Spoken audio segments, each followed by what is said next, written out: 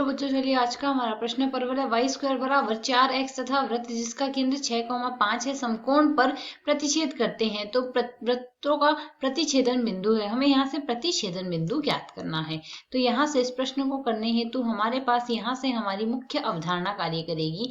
मुख्य अवधारणा यहाँ से हम लेके चलेंगे, यदि हमारे पास यहाँ से परवलय का समीकरण वाई स्क्वायर बराबर 4ax हो तो ऐसे परवलय पर यदि हम किसी बिंदु को ले तो बिंदु के नियतांक लिखे जाते हैं at स्क्वायर को 2at, और यहाँ से इस परवलय की जो स्पर्श रेखा होती है उस स्पर्श रेखा का समीकरण जो आएगा वह हमारे पास आएगा ty बराबर में x प्लस at स्क्वायर।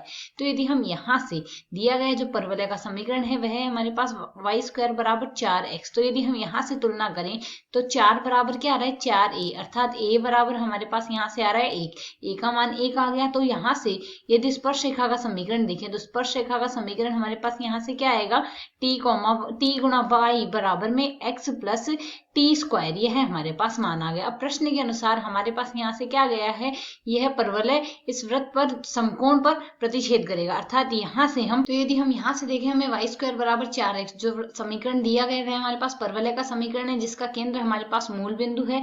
तो यहाँ से हमारे पास यह x अक्ष आ गया तथा यह y अक्ष आ गया और यह हमारे पास यहाँ से परवलय बन जाएगा। अब यहाँ से प्रश्न के अनुसार यदि देखें तो हमारे पास इससे एक स्पर्श रेखा की हम कल्पना कर रहे हैं। यह स्पर्श रेखा वृत्त के केंद्र से होकर जा रही है, यह हमारे पास वृत्त का केंद्र हो गया जो कि है 6,5, इससे हमारे पास यह स्पर्श रेखा होकर जा रही है, अर्थात जो परवलय की स्पर्श रेखा है वह इस समीकरण को संतुष्ट करेगी।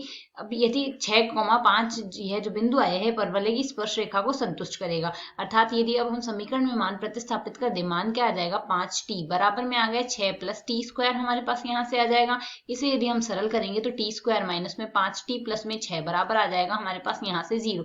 इसे यदि हम आगे सरल करते हैं तो मान आएगा टी स्क्वायर माइनस में 3t माइनस में 2t प्लस में 6 बराबर आ जाएगा हमारे पास यहाँ से 0। यदि प्रथम दो पदों को देखें t उभयनिष्ठ ले लेंगे, t माइनस 3 शेष रहा है, माइनस का 2 उभयनिष्ठ लेंगे तो t माइनस 3 हमारे पास शेष रहेगा, बराबर आएगा 0। दोनों पदों में से हम t माइनस 3 उभयनिष्ठ ले सकते हैं, शेष बचेगा t माइनस 2 बराबर 0, अर्थात यहाँ से हमारे पास t के दो मान आ जाएंगे, एक तो t बराबर 2 आएगा और दूसरा मान t बराबर 3 आएगा। यह दो मान यदि आए तो हमारे पास बिंदु कौन कौन से हो सकते हैं, यह मान हम बिंदु में प्रतिस्थापित करेंगे। बिंदु हमारे पास था क्या, a का मान तो हमारे पास 1 आ चुका था, बिंदु था हमारे पास t square 2t square 2at था, तो 2t था सॉरी, यह था बिंदु हमारे पास। तो यदि t का मान हम 2 लेंगे तो बिंदु क्या आ जाएगा 4,4, और यदि t का मान हम 3 लेते हैं तो मान आएगा 9,6, यह बिंदु आ जाएगा। तो यदि अब हम यहाँ से विकल्पों से तुलना करें तो हमारा कौन सा विकल्प यहाँ से सही हो जाएगा, एक तो 4,4 वाला विकल्प हमारा यहाँ से सही हो जाएगा, साथ ही 9,6 वाला विकल्प भी हमारे पास यहाँ से सही है। तो विकल्प ए व बी दोनों ही यहाँ से इसके सही है। आशा है समझ आया। धन्यवाद।